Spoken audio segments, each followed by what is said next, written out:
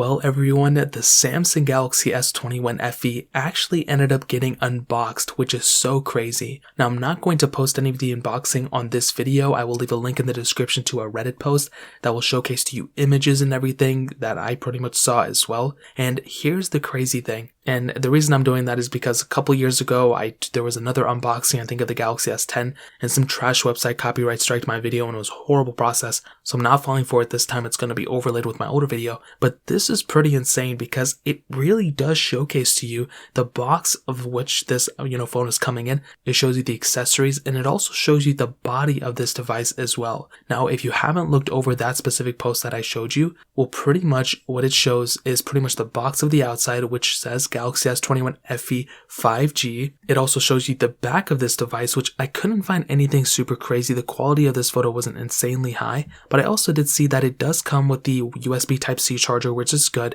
I didn't see a headphone jack or anything, which is expected because the S21 FE didn't have it, and I couldn't really tell if it had a micro SD card slot. That was the one thing that kind of threw me off. I wasn't 100% too sure of that, but based off the body, this thing really looks very, very close to a Galaxy S21, but with a little bit more rounded corners in my opinion. Now, there is a comment on this post that somebody posted, and they actually mentioned that, too long didn't watch. There's 8 gigabytes of RAM with 128 gigabytes of storage. They say it's going to go up to 256.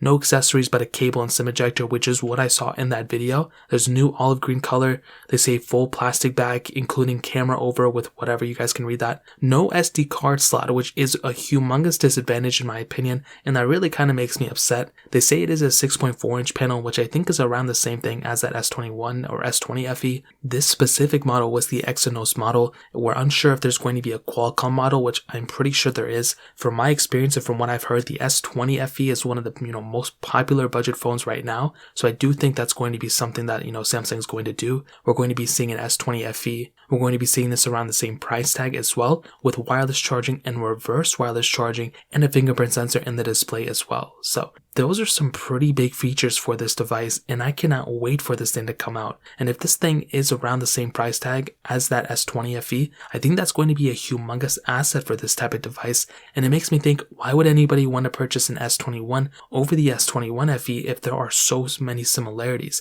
If they have pretty much the same type of camera setup and the same type of display, I don't see why people would spend more money on an S21 in my opinion. So I guess we'll see what happens, but that's pretty much it. Some crazy stuff. If you guys have any other questions or anything like that, let me know in the comment section below. Hit the like button, that would mean so much, but definitely hit that subscribe button. More importantly than everything else, I love every single one of you guys. Hopefully I'll catch you guys in the next video. Peace out till then.